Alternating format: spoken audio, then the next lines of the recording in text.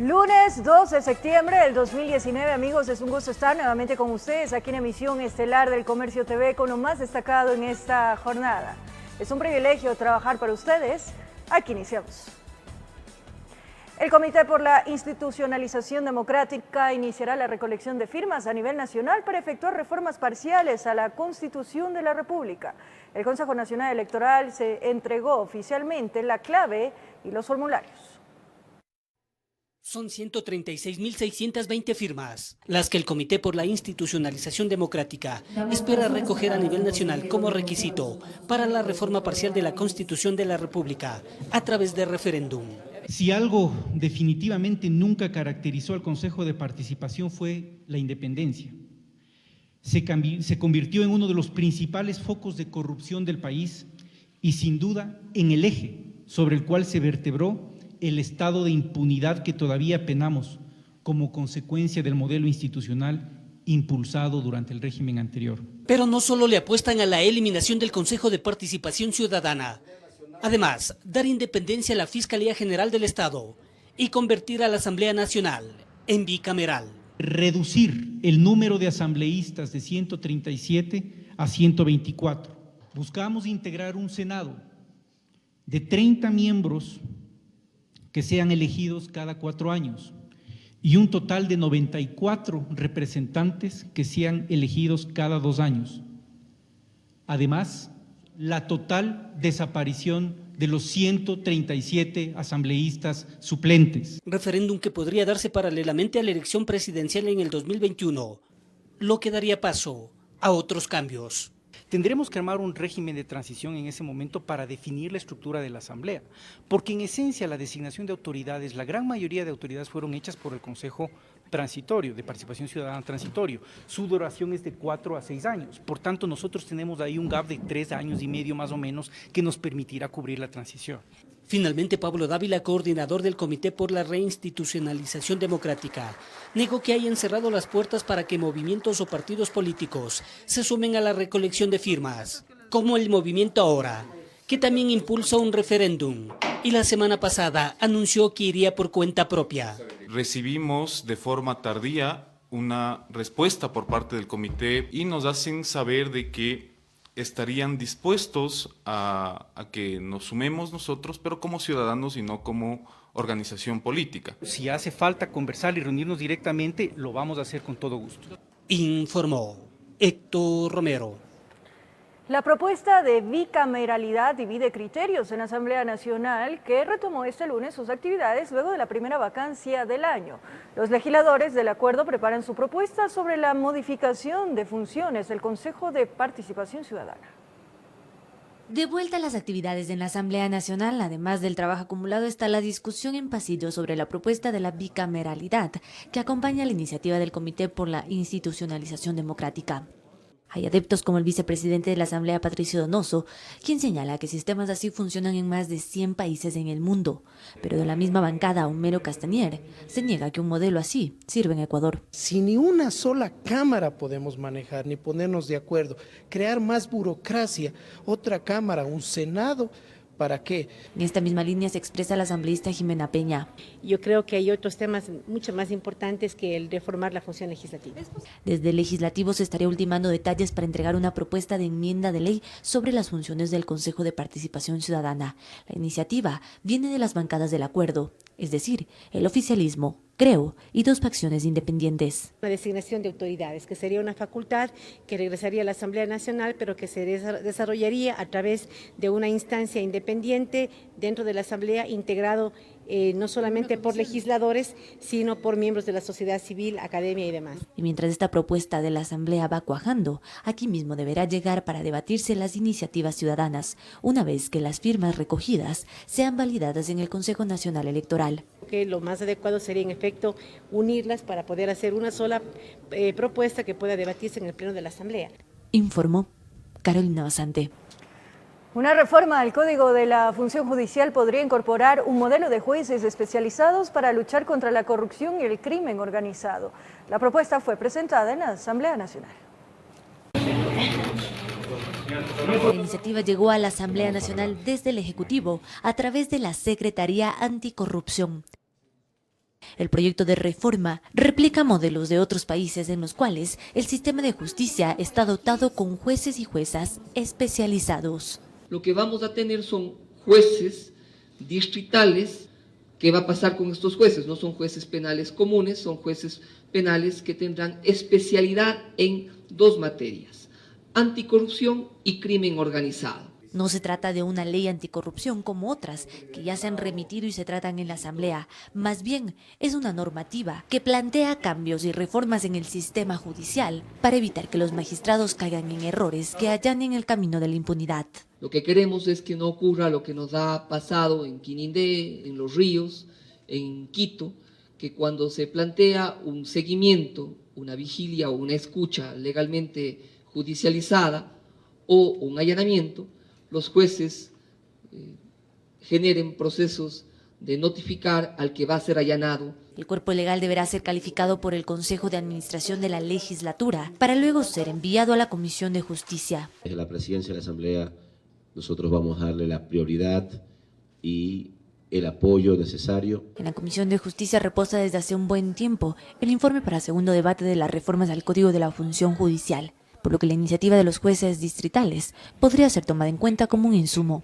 Podría ser para ahorrar tiempo, insisto, va a depender mucho de qué tan profunda es la reforma que se está proponiendo. Informó Carolina Basante. Este lunes, la Comisión de Fiscalización de la Asamblea Nacional analizó y debatió el informe respecto a las denuncias de medios digitales sobre el caso denominado Arroz Verde y Majano. Durante esta sesión, los comisionados señalaron que si en algo coinciden es que el trabajo legislativo podrá brindar mayores elementos a la Fiscalía.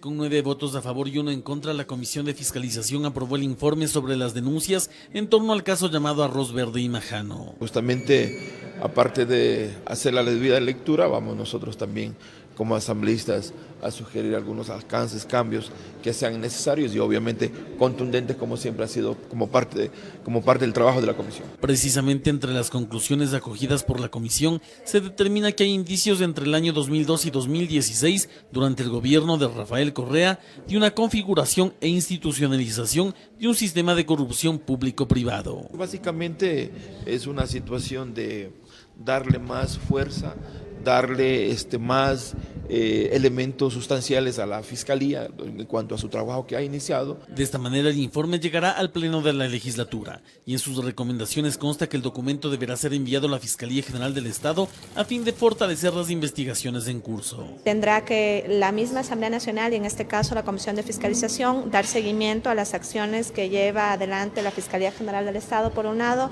a las acciones que lleva la Contraloría General del Estado. A quien también se deberá enviar el informe según las recomendaciones aprobadas es del Servicio de Rentas Internas a fin de investigar posibles infracciones tributarias, a la Contraloría a fin de fortalecer el examen especial a la asignación, administración y utilización del fondo partidario y por supuesto al Consejo Nacional Electoral. Y a posibles reformas que son necesarias también incorporar en el debate justamente de las reformas al Código de Democracia para fortalecer los mecanismos de fiscalización y control del gasto electoral, no solamente de la organización política que es sujeto de este análisis, sino, creo yo, importante de todas las organizaciones políticas del país. Entre las recomendaciones también se señala la delegación a la Comisión de Fiscalización para dar seguimiento al cumplimiento que los órganos de control lleven, informó Javier Rosero.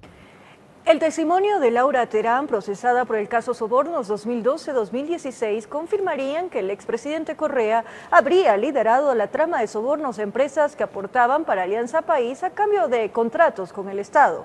A decir de activistas políticos, consolidaría esta investigación. Por favor. Los detalles revelados por Laura Terán, quien fuese asistente de la también procesada Pamela Martínez, dentro del caso Sobornos 2012-2016, en su versión señaló que creó un archivo con el nombre de Fondo de Solidaridad, mismo que sirvió para revisar el esquema de aportaciones, para luego de ello crear 3 archivos más de las campañas seccionales. Según César Montúfar, quien busca ser parte procesal en este caso, la declaración de Terán confirmaría el contenido de la acusación que junto a otros activistas políticos planteó hace un mes ante la justicia. Uno puede ver una estructura en la que Rafael Correa era el cabecilla, quien detenía el control del dominio de toda esta organización. Se puede ver cómo cada uno de los miembros de la organización cumplían un papel, tenían un rol, una función dentro de la organización. Se puede ver también que esta funcionaba de manera secreta, de manera reservada, con seudónimos. Por su parte, el coordinador de la Comisión Anticorrupción, Germán Rodas, coincide en que esta declaración ratifica lo que la comisión siempre tuvo la certeza de que los acontecimientos alrededor de la corruptela habrían estado encabezados por el expresidente Rafael Correa. Porque él siempre estuvo enterado de todos los acontecimientos. Las decisiones que se fueron asumiendo para recaudar recursos, para buscar mecanismos inclusive mediante los cuales se podían incidir sobre algunas empresas constructoras, fueron articuladas desde el poder, desde el máximo nivel del poder. Tras estas revelaciones, la defensa de Terán ha señalado que solo recibía órdenes y cumplía con su trabajo, a lo que Montúfar señala que ella es responsable porque participó en estos actos ilícitos. Ella era parte de esta organización delincuencial y que esa organización delincuencial tenía unas funciones que a todas luces eran ilegales. El caso Sobornos 2012-2016 tiene a 26 personas procesadas. Según Fiscalía, se investiga los delitos de cohecho, asociación ilícita y tráfico de influencias. En Quito informó Adriana Rojas. La ministra de Gobierno, María Paula Romo, expresó que el anuncio del regreso a las armas de las FARC sí pone en alerta al Ecuador. Indicó que nunca han descuidado la seguridad en la frontera y que seguirán trabajando coordinadamente con las Fuerzas Armadas. Que de alguna manera el anuncio les causó sorpresa, más cuando viene de personajes que fueron actores directos de la firma de la paz entre el gobierno colombiano y la guerrilla, pero que tampoco les toma con los brazos cruzados que los problemas en la frontera no han parado y esto obliga a prender nuevas alertas. Parte de nuestra responsabilidad, por supuesto, es analizar las posibles repercusiones de un rearme de algunos sectores de crimen organizado en el vecino país, en Colombia, y lo hemos considerado como parte de los escenarios, lo ha anunciado también el ministro Jarrín. Que los trabajos para precautelar la seguridad de los ecuatorianos, especialmente asentados en ciudades fronterizas, no se han descuidado, que una muestra de los logros es la paz recuperada en la zona de San Lorenzo, donde en lado colombiano operan grupos alzados en armas, disidentes de la guerrilla y narcodelincuencia, que intentaron sembrar el caos en territorio nacional. Ya tenemos en marcha un plan especial de seguridad para la frontera, zonas especiales de seguridad y presupuestada la construcción de algunos cuarteles en esa zona. Entonces, el plan sigue en marcha porque para nosotros este nunca ha dejado de ser un contingente en materia de seguridad. Que seguirán trabajando de la mano con Fuerzas Armadas, cada uno en el campo de su competencia, para evitar que territorio ecuatoriano sea utilizado como sitio de descanso o acciones al margen de la ley. Para nosotros siempre ha sido parte del escenario de análisis de la seguridad nacional y de la seguridad pública en el Ecuador, a reforzar la seguridad en la frontera tal como lo ha anunciado ya el ministro Jarrín. En este marco, las autoridades resaltaron el decomiso de cerca de 8.000 municiones en la ciudad de Santo Domingo, que de acuerdo a las investigaciones tenían que llegar hasta la zona de San Lorenzo y finalmente a territorio colombiano, que los proyectiles estaban de paso, que llegaron de Perú. El calibre es 9 milímetros y .16. 9 milímetros es utilizado especialmente por armas semiautomáticas y el calibre 16 es para armas de animaliza. Una vieja y al mismo tiempo fresca amenaza, considerando que los problemas en el cordón fronterizo han estado presentes por más de medio siglo. En Quito informó Iván Casamen. La ministra de Gobierno, María Paula Romo, también se refirió a temas de interés nacional, como inseguridad, el incendio en los patios de retención de la policía, entre otros casos. Militares a las calles a combatir la delincuencia. Las Fuerzas Armadas en las ciudades, por ejemplo, van a trabajar en lo que su competencia constitucional les permite, que es control de armas.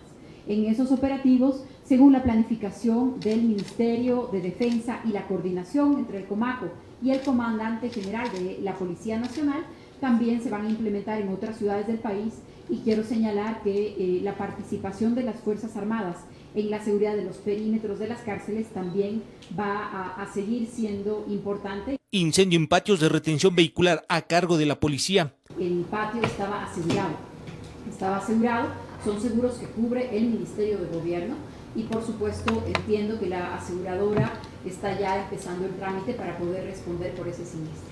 robo a agencia de Ban Ecuador en Naranjal, provincia del Guayas. Que luego de las pruebas que se hicieron a los chalecos que supuestamente tenían material explosivo, no se encontró material explosivo en esos chalecos. Es decir, se trataba de un montaje en el que pretendían simular un altísimo riesgo para las personas que fueron amenazadas.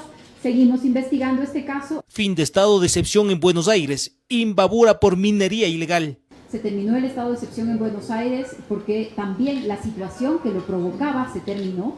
Es decir, la ocupación de miles de personas dedicadas a la minería ilegal en la zona también se terminó. Ese fue el resultado del trabajo que se realizó durante ese estado de excepción.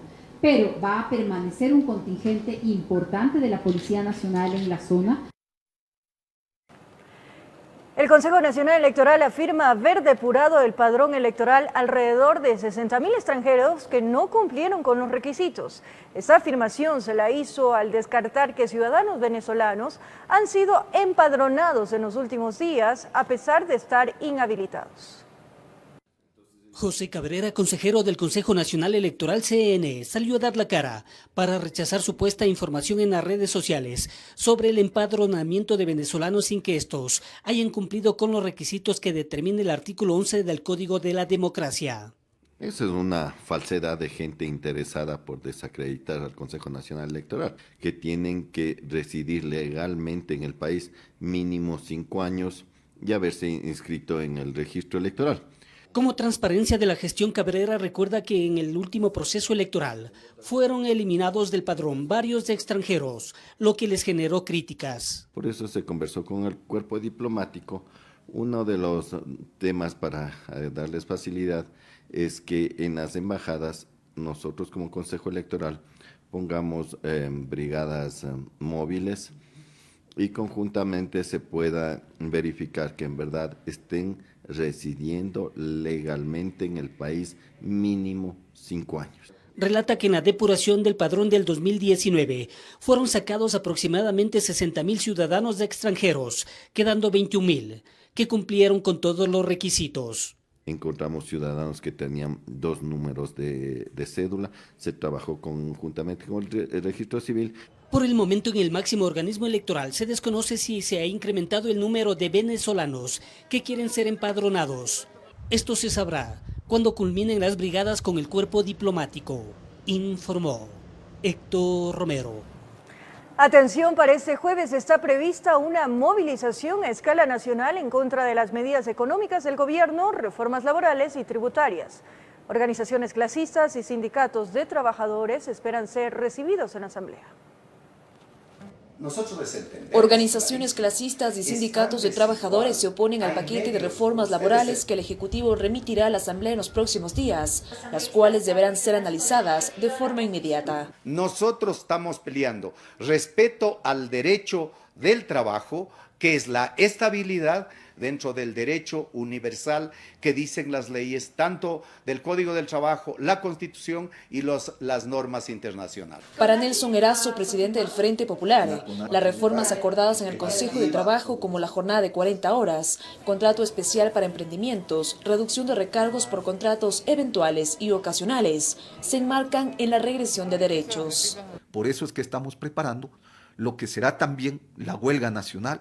Las medidas económicas adoptadas por el gobierno, los proyectos mineros, las reformas tributarias y la seguridad social son otros temas que les preocupan. En rechazo a la reforma tributaria para frenar las privatizaciones de las empresas estatales. Por lo que este jueves 5 de septiembre las centrales sindicales de organizaciones sociales e indígenas se movilizarán a escala nacional.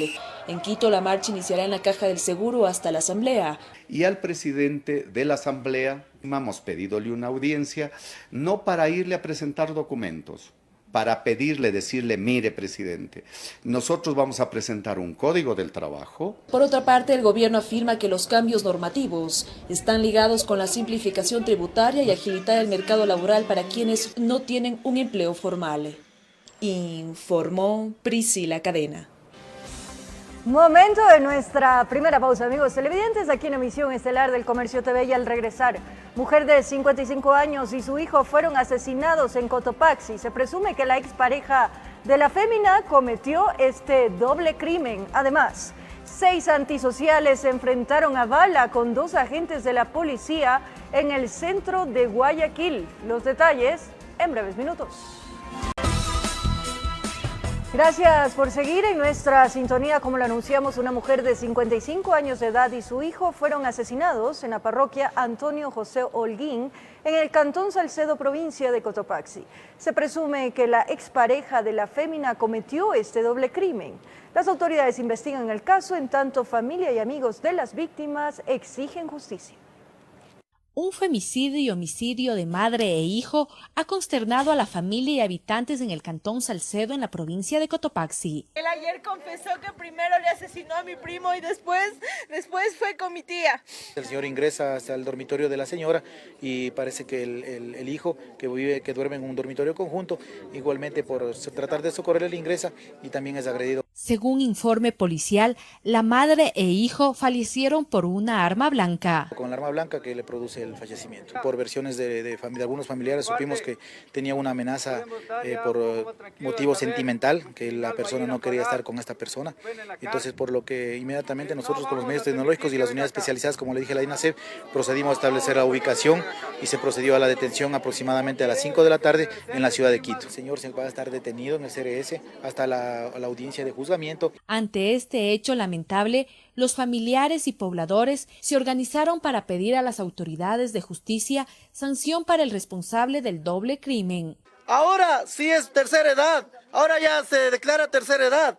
Para matar a 2 personas no tuvo conciencia de nada, señores. Solo no fue, pero estoy seguro que solo no fue.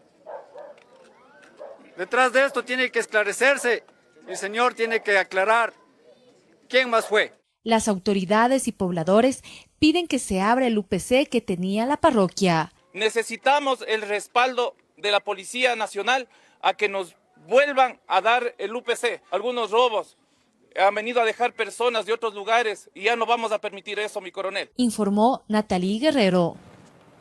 6 antisociales se enfrentaron a bala con 2 agentes de la Policía Nacional durante un robo a un hotel situado en el centro de Guayaquil. Los delincuentes lograron sustraerse $800 en efectivo.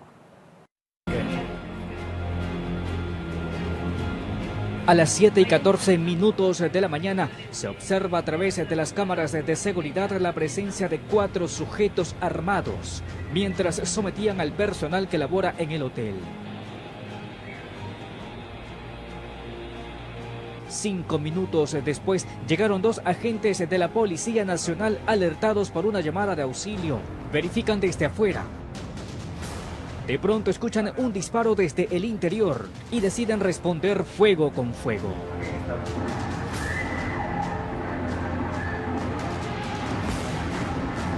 Allí se genera un cruce de balas. Segundos después, el resto de la banda se retira del sitio. Uno de ellos lo hace a bordo de una motocicleta. Se dan cuenta de que estaba la policía y abren la puerta y proceden a salir corriendo disparando a los miembros policiales.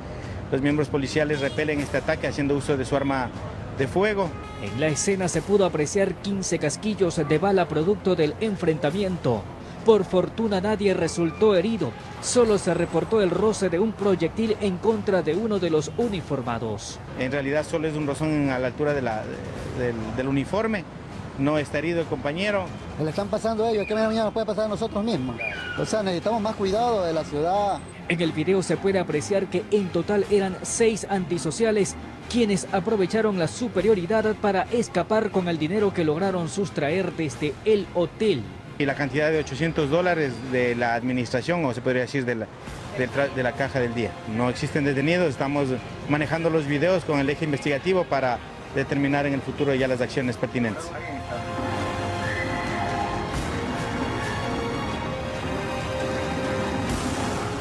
Informó José Morales. Mientras que en Avenida Simón Bolívar un accidente de tránsito dejó 2 personas fallecidas. Además, en la vía Esmeralda, Santo Domingo, 2 hombres perdieron la vida entre el choque entre un camión de carga y un vehículo pequeño. El impacto fue tan fuerte y letal que la cabina de la camioneta desapareció y en el interior sus 2 ocupantes completamente aplastados. Al parecer no tuvieron ninguna oportunidad, perdieron la vida de contado. El percance ocurrió en el sector del recinto La Independencia, límite entre las provincias de Esmeraldas y Santo Domingo de los Áchilas. Ya no tenían signos vitales, estaban despedazadas y no se pudo hacer nada por ellos. Datos preliminares apuntan que uno de los automotores supuestamente invadió carril. Los fallecidos de 43 y 30 años de edad viajaban en la camioneta roja. Los bomberos usaron pinzas hidráulicas para cortar las latas y poder extraer los cadáveres. Lamentable, al parecer se han quedado dormidos porque ellos se van encima del camión. Y que roban carril, ¿no? Claro, ellos invaden carril. Como unidad investigativa estamos realizando el levantamiento de huellas, de indicios para poder determinar la causa del accidente. El conductor del vehículo pesado desapareció de la escena mientras en medio del comentario de los ocupantes de la vía y curiosos, los cuerpos fueron trasladados al centro forense de Esmeraldas. Se conoció que el acompañante dejó 6 hijos menores de edad en la orfandad y el chofer 2. No sabemos si fue por alcohol o fue por sueño, pero por las dos cosas siempre tiene que tener precaución en el volante. De regreso a la capital, en el sur de la ciudad, en la avenida Simón Bolívar, el choque entre un vehículo y una motocicleta dejó 2 fallecidos. Los infortunados, un hombre y una mujer, ocupantes del vehículo pequeño. Se conoció que la moto circulaba en sentido norte-sur y que fue impactada cuando intentaba girar en U. Cadáver, vehículo, la motocicleta en ese punto. La otra persona. En este caso, las investigaciones de la unidad respectiva en siniestros de tránsito determinarán qué mismo pasó, más cuando el conductor del auto fue encontrado en el sitio del accidente. En Quito informó Iván Casamen. Un bus ardió en llamas en la vía perimetral en Guayaquil. Al parecer, el incendio se originó por fallas en el circuito. Afortunadamente, no se registraron víctimas.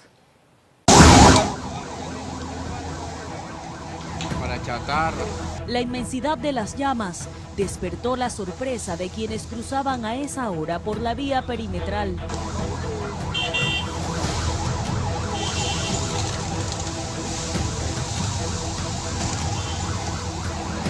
Según la autoridad de tránsito municipal, el bus de la línea 67-2 de la cooperativa Pascuales pasó la revisión vehicular sin problemas. Por más que tratamos nosotros de conseguir de otros vehículos los extintores, pero realmente fue imposible apagar el fuego, se consumió más rápido.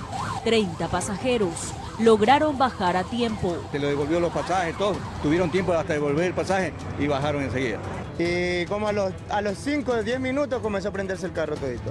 Podemos ver cómo el carro se termina y hay un carro de combustible.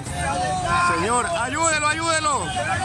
Desesperados, los transeúntes movieron un vehículo liviano que estaba estacionado junto al bus que ardía en llamas. Benditos.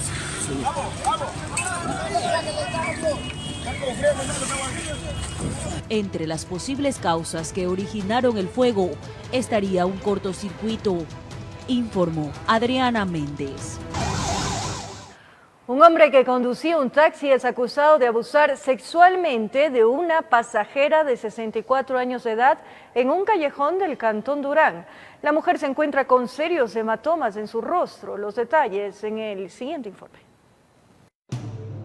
Un ciudadano alertó a la policía que algo extraño sucedía en ese taxi, que se encontraba estacionado en la Ciudadela Primavera 2, en un callejón oscuro, en el Cantón Durán, y al acercarse los uniformados detectaron que había un hombre y una mujer, supuestamente manteniendo relaciones sexuales. El conductor salió y aseguró que había mutuo consentimiento, y la señora cambió la historia con su relato, con los párpados hinchados de recibir algunos golpes y la ropa interior desgarrada según un informe policial.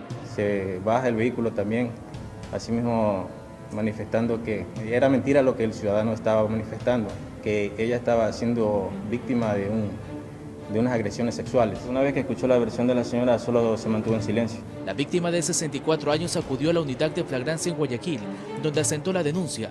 A los gendarmes les consultamos de los resultados del examen médico legista.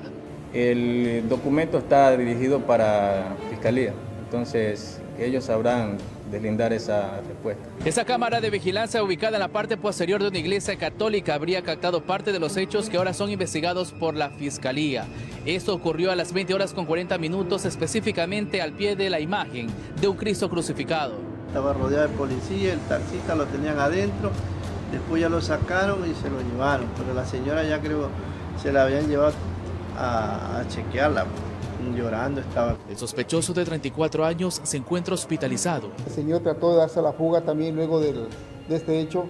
Me imagino que en su desesperación pues trató de abrir la puerta, se lanzó del vehículo, está lesionado, está internado en una casa de salud y de esta manera está bajo resguardo policial. Y la familia reaccionó de esa manera ante las declaraciones de la institución del orden. El señor tiene pierna rota, 6 costillas fracturadas, tiene el pulmón colapsado, está en coma, está entubado, lo agredieron. Eso, lo que le han dado es palo. Él no es de esos violadores ni nada por el estilo. Es un hombre sencillo, pobre, trabajador como cualquiera. ¿Estudiante? Estudiante de Derecho. De su parte, la Unión de Cooperativas de Taxis del Guayas asegura que el procesado no pertenece al gremio amarillo. Nosotros tenemos aquí registro de todos los socios que pertenecen a las diferentes operadoras o cooperativas, pues, y este señor no está afiliado a la Unión Matriz Provincial, es decir, a este ente. Buscamos a la perjudicada, pero no la encontramos en su domicilio. Sus vecinas mencionaron que ella trata de recuperarse psicológicamente de lo sucedido cuando intentaba llegar a su vivienda en Durán y también de los hematomas en su rostro, informó Charlie Pizarro.